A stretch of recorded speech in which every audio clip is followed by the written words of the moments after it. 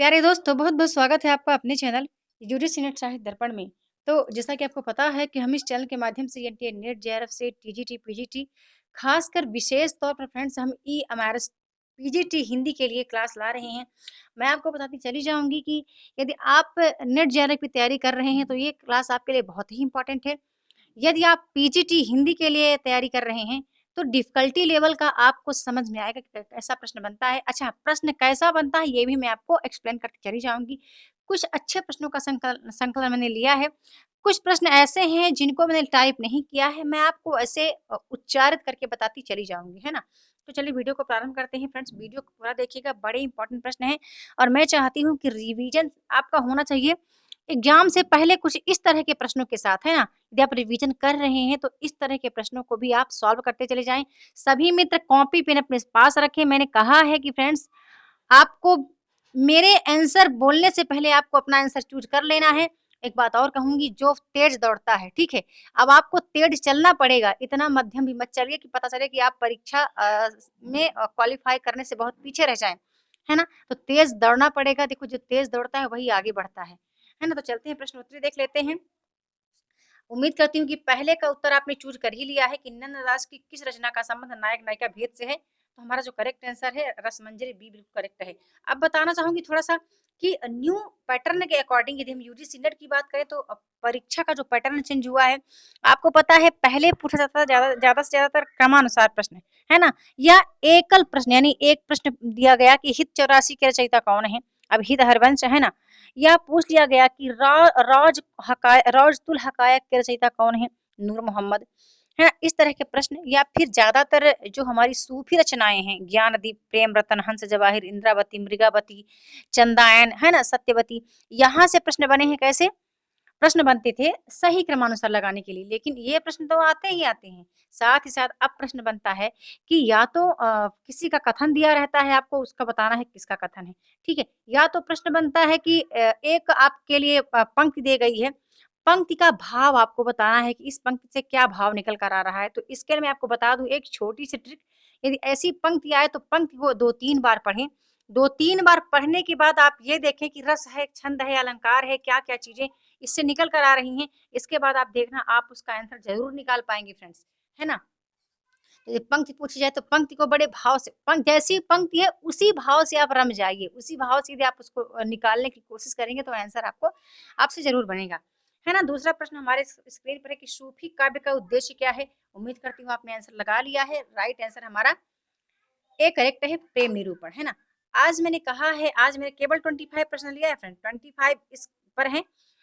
निर्गुण काव्य धारा पर कुछ प्रश्न हैं, कुछ कृष्ण भक्त शाखा से मैंने लिए हैं। अगला जो आएगा बड़ा इम्पोर्टेंट वीडियो होगा, उसको बिल्कुल देखना मत भूलना क्योंकि वो राम काव्य धारा है। राम काव्य धारा से हमारे तुलसी बाबा बड़े इम्पोर्टेंट है करना तुलसी जी को। तुलसी जी के साथ ही साथ कुछ आचार्य शुक्ल के कथन होंगे, साथ ही साथ कुछ पंक्तियाँ होंगी। पंक्तियाँ मैं कृष्ण काव्य से लूँगी, निर्गुण काव्य से लूँगी और राममार्गी शाखा से लूँगी, है ना? तो उस वीडियो को ज़रूर देखना, ये वीडियो के साथ आप बिल्कुल बने रहें। आगे देखते हैं अगला प्रश्न क्या है? अगला प्रश्न आता है कि माघ की खैबो मसीत के सोबो को लेबो को एक न देबो को दो पंक्ति का संबंध तुलसीदास की किस रचना से है ना? तो करेक्ट आंसर यहाँ पर इसका 3 का हमारा करेक्ट आंसर डी नंबर बिल्कुल करेक्ट है कवितावली से। आगे देख लेते हैं अगला प्रश्न फिर हमारे स्क्रीन पर आ गया, बड़ा इंपॉर्टेंट है कि कृष्ण भक्त कवियों ने कृष्ण के किस रूप को अपने काव्य का विषय बनाया, है ना? तो ये बड़ा इंपॉर्टेंट प्रश्न है, किसका बनाया है? तो सी हमारा बिल्कुल करेक्ट है, श्रीमद् भागवत पुराण के कृष्ण को। आगे देख लेते हैं अगला प्रश्न फिर बनता है कि हिंदी में कृष्ण काव्य का विषय कृष्ण को काव्य का विषय बनाने का श्रेय सर्वप्रथम किस कवि को जाता है ना? उम्मीद करती हूँ आपने आंसर आंसर चूज कर लिया होगा। सूरदास, विद्यापति, नंददास या वल्लभाचार्य, है ना फ्रेंड्स? इसका पांचवे का सब यार ईमानदारी से बताना, सभी लोग बताना कि आपने क्या आंसर चूज किया है। ईमानदारी से पांचवे का आंसर बताना, यदि आपसे गलती होगी तो भी आप झूठ मत बोलना, ठीक है? कमेंट में बताना कि आपने क्या आंसर चूज किया था। बाकी हम मैं जानती हूँ कुछ मित्र हमारे सूरदास जी को बता रहे हैं। बता दूं इसका जो करेक्ट आंसर है हमारे 5 नंबर का करेक्ट आंसर जो हिंदी में कृष्ण काव्य का विषय बनाने का श्रेय जाता है। हाँ, सॉरी माफ कीजिएगा कुछ टाइप मिस्टेक हो गया था। विद्यापति जो है हमारे बिल्कुल करेक्ट है, बी नंबर हमारा करेक्ट है ना? आगे देख लेते हैं, अगला प्रश्न हमारे स्क्रीन पर आ गया कि कृष्ण को रस रूप में तथा राधा को रति रूप में किस संप्रदाय में माना गया है? चैतन्य, वैष्णव सहटिया संप्रदाय, निम्बार्क संप्रदाय या फिर राधा वल्लभ संप्रदाय। तो उम्मीद करती हूँ कि सभी मित्रों ने अपना आंसर चूज कर लिया है। अब बताइए क्या होना चाहिए आपका आंसर? मेरा आंसर तो फ्रेंड्स बी नंबर पर जाता है, ठीक है, बी नंबर पर मेरा आंसर जा रहा है। अब आप देख लेना। आगे फिर प्रश्न बनता है कि वल्लभाचार्य ने किस दार्शनिक मत का प्रतिपादन किया? देखो यहाँ से प्रश्न बहुत बनता है, यहाँ से कम 10 प्रश्न बनने के चांस हैं। बड़े ध्यान से वीडियो को देखना है ना। यहाँ से कैसे प्रश्न बनते हैं? या तो ये जो हमारे जो आचार्य हैं, है ना, वल्लभाचार्य, शंकराचार्य, रामानुजाचार्य, है ना, निम्बरकाचार्य, यहाँ से मतलब इनके संप्रदाय, इनका दार्शनिक मत दोनों ही पूछा जाता है। तो मैंने एक छोटा सा टॉपिक ही लिया है कि मैंने इसके माध्यम से आपको बता देना है, क्योंकि मैंने कहा है कि फास्ट चलना है फ्रेंड्स, है ना। बड़े ध्यान से वीडियो को देखना। तो इसका हमारा जो करेक्ट आंसर आता है कि वल्लभाचार्य ने किस दार्शनिक मत का प्रतिपादन किया, तो हमारा ए नंबर करेक्ट है, द्वैतवाद का। अब बाकी आपको देखना है कि अद्वैतवाद के प्रवर्तक कौन है, शुद्ध अद्वैतवाद के कौन है, द्वैतवाद के कौन है। यहीं पर इनके जो संप्रदाय चलते हैं ना, श्री संप्रदाय, ब्रह्म संप्रदाय, रुद्र संप्रदाय, सनकादि संप्रदाय, गौड़ीय संप्रदाय, तो ये सभी चीजें आप देखते चले जाना, ठीक है ना। ये फ्रेंड्स प्लीज आप अच्छे से देखना इन सबको। आगे देख लेते हैं, अगला प्रश्न फिर हमारे स्क्रीन पर है कि नंददास को अष्टछाप में किसने दीक्षित किया था? है ना, ये प्रश्न आ गया। तो उम्मीद करती हूँ कि आपने वीडियो को पॉज किया होगा। वीडियो को ऐसे पॉज करें और इसके बाद अपना आंसर चूज करें, फिर मेरे आंसर को आप टिक करते चले जाएं। तो हमारा जो यहाँ पर 8 का करेक्ट आंसर है, सी नंबर बिल्कुल करेक्ट है, गोसाई विठलनाथ ने, है ना, विठलनाथ जी ने। फिर अगला प्रश्न आता है कि ब्रज भाषा का भाषा कृष्ण काव्य में सूरदास के उपरांत किस कवि को सर्वाधिक प्रतिभाशाली एवं विद्वान माना गया है? अब आप बताना फ्रेंड्स कि रस खान, नंददास, कृष्ण दास या चतुर्भुज दास। बताना, आप बताना मुझे आपका क्या आंसर, आपने क्या चूज किया था। 9 नंबर का मेरे मित्रों ने क्या चूज किया था बता देना बड़ी ईमानदारी से, है ना। तो यहाँ पर हमारा जो 9 नंबर का करेक्ट आंसर है, बी नंबर बिल्कुल करेक्ट है, नंददास को माना है। फिर अगला प्रश्न बनता है कि रसखान की रचना इनमें से कौन सी नहीं है? है ना, रसखान जी को, अच्छा हाँ, रसखान जी बड़े इंपॉर्टेंट है फ्रेंड्स। रसखान क्यों इंपॉर्टेंट है मैं आपको बताना चाहूंगी कि रसखान की जो कुछ पंक्तियां हैं आचार्य शुक्ल ने कही हैं, तो वो इंपॉर्टेंट ही बहुत ज्यादा पूछी जाती हैं, है ना। मैंने कहा है कल की वीडियो पर आपको बिल्कुल पंक्तियां मिलेंगी, कल के वीडियो पर काफी अच्छे कथन भी मिलेंगे आपको। तो आज तो हम देख लेते हैं, यहाँ पर केली माधुरी जो है वो रसखान की रचना नहीं है, बाकी सब रसखान की है। फिर एक प्रश्न हमारे सामने आता है कि निम्बार्क संप्रदाय में निम्बरकाचार्य को किसका अवतार माना जाता है? तो यहाँ पर 11 का जो करेक्ट आंसर है आपने चूज कर ही लिया होगा। हमारा जो करेक्ट आंसर है बी नंबर करेक्ट है, सुदर्शन चक्र। फिर एक अगला प्रश्न हमारे स्क्रीन पर आ गया कि सूरदास को किस महाकवि की वंश परंपरा में माना जाता है? बड़ा इंपॉर्टेंट है, कई बार एग्जाम में रिपीट हुआ है। और ऐसे प्रश्न कहाँ बनते हैं?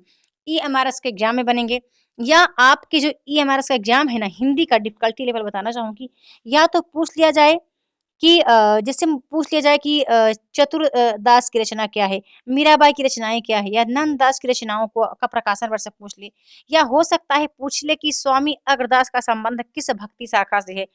तो जैसे राम भक्त शाखा से, जैसे पूछ लिया जाए कि कौन से कवि हैं जो कृष्ण भक्ति शाखा में शामिल नहीं है। ऐसे प्रश्न हमारे बहुत सामान्य से प्रश्न आएंगे, क्योंकि पहली बार एग्जाम हो रहा है। तो यदि आप ईएमआरएस के एकलव्य आवासीय विद्यालय के अभ्यर्थी हैं तो आप बड़े ध्यान से वीडियो को देखिएगा। यदि ऐसे प्रश्न आप सॉल्व करते हैं तो वहां पर उसका जो डिफिकल्टी लेवल है ना, वो बिल्कुल ऐसे समझ में आपको आएगा, है ना। तो कुछ ऐसे प्रश्नों को सॉल्व करते चले जाएं। हमारा चंद्रप्रदाय बिल्कुल करेक्ट आंसर है। फिर एक प्रश्न बनता है, फिर हमारे सामने आता है कि उद्धव गोपी संवाद से युक्त काव्य को किस काव्य परंपरा के नाम से जाना जाता है? बहुत बार प्रश्न रिपीट हुआ है एग्जाम में भी, कई एग्जाम में आए हैं, पीजीटी टीजीटी के एग्जाम में भी ये प्रश्न आ चुके हैं। तो भैया हमारा जो करेक्ट आंसर बनता है, यहाँ पर हमारा करेक्ट आंसर है बी नंबर, भ्रमर गीत काव्य परंपरा, है ना। आगे फिर हमारा एक प्रश्न आ गया, देखिए स्क्रीन पर प्रश्न आता है कि निर्गुण कौन देश को वासी पद में किसका खंडन किया गया है ना। सगुणोपासना, निर्गुणोपासना, भक्ति भावना या प्रेम भावना। तो यहाँ पर जो हमारा करेक्ट आंसर है 14 नंबर का बिल्कुल करेक्ट आंसर हमारा क्या है, बी नंबर करेक्ट है, निर्गुणोपासना की बात यहाँ पर कही गई है ना। अगले प्रश्न की ओर चलते हैं। अब ध्यान देखना, कुछ विद्वानों के मत अलग-अलग आते हैं। यहाँ तो डॉक्टर नगेंद्र का मत आता है कि सूरदास का जन्म स्थान कहाँ मानते हैं। बाकी आपको याद रखना है डॉक्टर रामकुमार वर्मा का। आचार्य शुक्ल का फ्रेंड्स बहुत अच्छे से याद रखिएगा, क्योंकि तुलसीदास और सूरदास के जन्म स्थान के संबंध में शुक्ल जी के कथन अवश्य कथन नहीं, इनका जन्म स्थान पूछा जाता है, तो पीजीटी वाले जरूर याद रखें इसको। तो यहाँ पर आपने आंसर चूज कर ही लिया है। हमारा जो करेक्ट आंसर है वो ए नंबर बिल्कुल करेक्ट जा रहा है, सी ही, है ना। आगे देख लेते हैं। ये देखिए मैंने कहा था ना सूफी रचनाओं को इस तरह से सूफी रचनाओं का प्रश्न बनता है। तो प्रश्न आ गया कि निम्नलिखित रचनाओं का सही अनुक्रम बताना है। ठीक है, यहाँ सही अनुक्रम होना चाहिए था, थोड़ा टाइप मिस्टेक हुआ है, कोई बात नहीं। तो जो हमारा करेक्ट आंसर है ए नंबर करेक्ट है। ठीक है, 16 का हमारा ए नंबर बिल्कुल करेक्ट आंसर है। मृगावती, ज्ञानदीप, इंद्रावती और अनुराग वासुरी।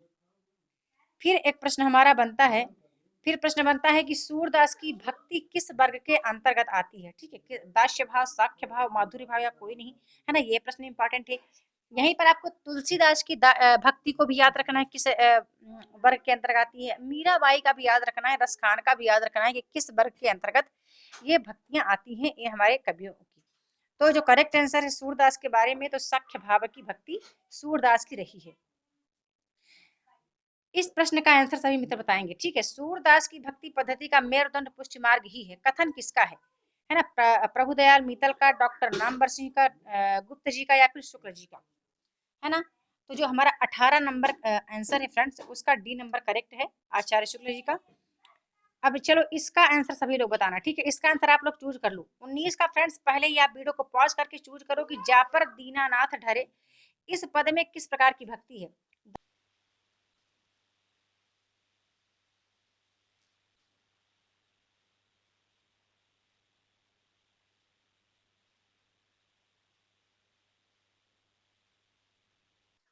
अच्छा माफ कीजिएगा मित्र, वो क्या है, मम्मी का कॉल था इसलिए वीडियो को थोड़ा पॉज करना पड़ा। हमारा जो करेक्ट आंसर हम देख रहे थे कि जापर दीनानाथ ढरे पद में किस प्रकार की भक्ति है, तो 19 का जो हमारा करेक्ट आंसर है बी नंबर करेक्ट है, पुष्टि मार्ग की, है ना। चलते हैं अगले प्रश्न की ओर।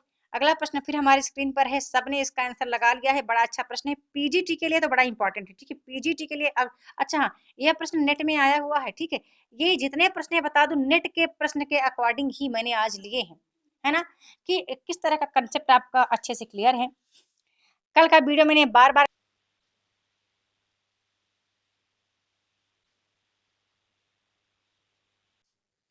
ओह माफ कीजिएगा फ्रेंड्स, चलते हैं प्रश्नोत्तरी की ओर। ठीक है, आप कॉल वॉल पर ध्यान मत देना सभी मित्रों। ठीक है, अभी घर गृहस्थी में चलता रहता है ये सब, है ना। हम देख रहे थे कि सूरदास ने कृष्ण के किस रूप का चित्रण किया है, तो उसका जो हमारा करेक्ट आंसर है, यहाँ पर करेक्ट आंसर हमारा बी नंबर करेक्ट है, लोक रंजक रूप का, है ना। अब बताना तुलसीदास ने कृष्ण के राम के किस रूप का वर्णन किया है। ठीक है, तुलसीदास ने राम के कृष्ण रूप का वर्णन किया है, किस रूप का बता देना मित्रों, है ना। आगे देख लेते हैं। अगला प्रश्न फिर हमारे स्क्रीन पर आ गया है कि साहित्य लहरी की विषय वस्तु क्या है। नायिका भेद, छंद शास्त्र, पर्याय, कुश या रस। तो जो हमारा यहाँ पर करेक्ट नंबर है 21 का, ए नंबर बिल्कुल करेक्ट है, नायिका भेद है ना। नायिका भेद हमारा राइट आंसर हो गया। आगे देख लेते हैं। फिर एक प्रश्न बनता है कि कबीर कान राखी नहीं वर्णाश्रम घट दर्शनी किसने कहा है ना। तो 22 का बताना, सभी 22 का लोग, 22 का फ्रेंड्स ये चैलेंज प्रश्न है। 22 का जो है चैलेंज प्रश्न है, सभी लोग आंसर देंगे। कबीर कान राखी नहीं वर्णाश्रम घट दर्शनी किसने कहा है। रैदास जी, मलूक जी, नाभादास जी, कबीरदास जी, है ना। 22 का बता देना तो समझ जाऊंगी आपकी तैयारी बड़ी अच्छी है, बिल्कुल आप नेट के अकॉर्डिंग आप तैयार हो चुके हैं। अगला प्रश्न बनता है कि सूरदास के उस ग्रंथ का नाम बताइए जिसमें रीति निरूपण है। तो उम्मीद करती हूँ आपने आंसर चूज कर लिया होगा, है ना। बड़ी ईमानदारी से बताना आपने कितने किए थे, या एक बार फिर से दोबारा वीडियो देखो। ठीक है, वीडियो को एक बार दोबारा देखो, थोड़ा फास्ट करके देखो, और 25 में से बताना मित्रों आपने कितने किए। क्या 25 में से आपने 20 किए हैं? यदि 25 में से 20 आपका सही है तो मान के चलो आपकी तैयारी अच्छी है ना। तो यहाँ पर हमारा जो 23 का करेक्ट आंसर है, बता दूं 23 का correct answer B number correct है, साहित्य लहरी।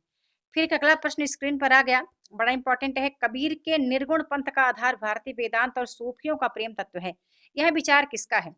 तो यह विचार जो है आपने भी चूज कर लिया होगा, मैं बता ही देती हूँ किसका है, आचार्य हजारी प्रसाद द्विवेदी का है ना। आज का हमारा अंतिम प्रश्न है, बड़ा इंपॉर्टेंट है। एक बात कहना चाहूंगी फ्रेंड्स, वीडियो को ज्यादा से ज्यादा लाइक और शेयर किया करें, है ना, क्योंकि ज्ञान बांटने से बढ़ता है। तो कुछ जो ऐसे मित्र हैं जिनके पास ऐसे प्रश्नों का संग्रह नहीं है, या ऐसा कोई सुविधा ऐसी कोई नहीं है, उन्होंने कोई पेड क्लासेस ज्वाइन नहीं किया है, तो आप करेंगे तो ईश्वर आपका भला करेगा, है ना। तो चलते हैं, प्रश्न देख लेते हैं कि डॉक्टर राम कुमार वर्मा ने सूफी शाखा की प्रथम रचना किसे माना है? बाकी किसे माना है आप सबको पता है ना? तो आपने तो चूज़ कर ही लिया। मैं भी बता दूँ कि सत्यवती कथा, ओह सॉरी, चंदायन को। अब आपको मृगावती, सत्यवती कथा और हंसावली को फ्रेंड्स याद रखना है कि किसने सूफी शाखा की प्रथम रचना माना है ना? तो आज की वीडियो में इतना ही। मिलती हूँ अपने अगले वीडियो में नेक्स्ट टॉपिक के साथ, तो बस चैनल के साथ बने रहें। चैनल पर पहली बार आए हैं तो सब्सक्राइब करके ही जाइए और ज़्यादा से ज़्यादा इसको शेयर करें, है ना? वीडियो पसंद आए तो लाइक और कमेंट करना बिल्कुल ना भूलें। मिलती हूँ अपने अगले वीडियो में, तब तक के लिए बहुत-बहुत धन्यवाद।